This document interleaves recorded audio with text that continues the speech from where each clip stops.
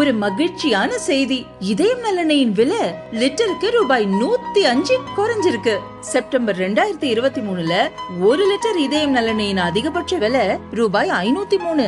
ஆனா இப்ப 1 லிட்டர் இதயம் நல்லெண்ணெயின் விலை ரூபாய் 398 மட்டும்தான் தமிழ்நாட்டுல. அப்ப இனிமே எல்லாரும் இதயம் நல்லெண்ணெய் வாங்கலாம் இல்ல?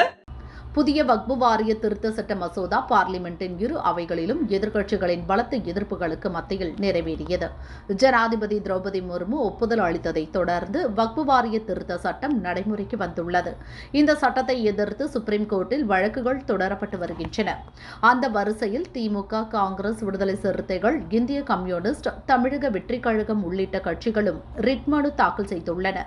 இந்த மனுக்களை தலைமை நீதிபதி சஞ்சீவ் கண்ணா, சஞ்சய் குமார், KV விஸ்வநாதன் அடங்கிய அமர்வு புதனன்று விசாரித்தது.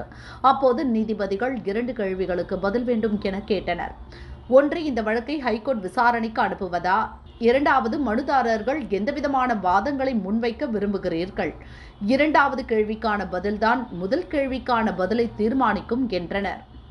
பிறகு வக்பு சட்ட திருத்தத்திற்கு எதிராக மனு தாக்கல் செய்தவர்கள் சார்பில் ஆஜரான வக்கீல்கள் மனுவின் முக்கிய சாராம்சங்களை வாதங்களாக எடுத்து வைத்தனர். மூத்த வக்கீல் கபில் சிபல் வாதத்தை தொடங்கி வைத்தார். முஸ்லிம் மத உரிமைகளில் தலையிட அரசுக்கு அதிகாரம் இல்லை. 1995 வக்பு சட்டத்தை முழுமையாக மாற்றும் விதமாக இந்த சட்ட திருத்தம் உள்ளது. வக்பு திருத்த சட்டத்தில் உள்ள அனைத்தும் எதிராகவே உள்ளன. 20 கோடி முஸ்லிம்களின் உரிமைகளை பார்லிமெண்ட் பறித்துள்ளது. வக்பு வாரிய உறுப்பினர்களாக இதுவரை முஸ்லிம்களே இருந்து வருவதாகவும் குறிப்பிட்டார். 8 லட்சத்திற்கும் அதிகமான வக்பு சொத்துக்களை கையகப்படுத்தும் நோக்கில் சட்டம் கொண்டுவரப்பட்டுள்ளதாக தவிக தரப்பு வக்கீல் அபிஷேக் சிங்வி கூறினார். வக்பு சொத்துக்களை கலெக்டர்கள் தீர்மானிப்பது என்பது முடியாத காரியம் என்றும் தெரிவித்தார். பல்வேறு வாதங்களை கேட்ட நீதிபதிகள் வக்பு சொத்து எது என்பதை ஆட்சியாளர்கள் முடிவு செய்வது நியாயமா என கேட்டனர். அறநிலையத்துறை சட்டப்படி இந்துக்கள் மட்டுமே அதனை நிர்வகிக்க முடியும். இனி இஸ்லாமியர்களை இந்து அறக்கட்டளை வாரியங்களில் அனுமதிப்பீர்களா?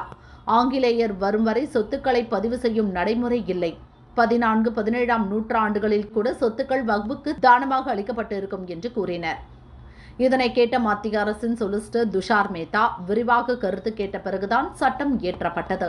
வக்பு என்று பதிவு செய்யப்பட்டு இருந்தால் அது செல்லும். பதிவு செய்யாத எந்த சொத்தையும் வக்பு சொத்தாக பயன்படுத்த முடியாது என்றார். தொடர்ந்து பேசிய நீதிபதிகள், திருப்பதி தேவஸ்தானம், தேவசம் போர்டு உள்ளிட்ட அமைப்பில் இந்துக்கள் அல்லாதோர் உள்ளனரா? வக்பு சொத்தை மாவட்ட கலெக்டர் முடிவு செய்வது நியாயமானதா?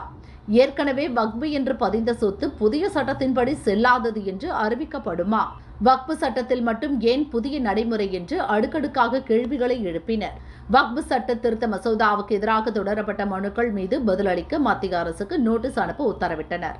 வக்பு திருத்த சட்ட வழக்கில் இடைக்கால உத்தரவுகள் அனைத்தும் வியாழன் வரை நிறுத்தி வைப்பதாக உத்தரவிட்டு விசாரணையை ஒத்திவைத்தனர்.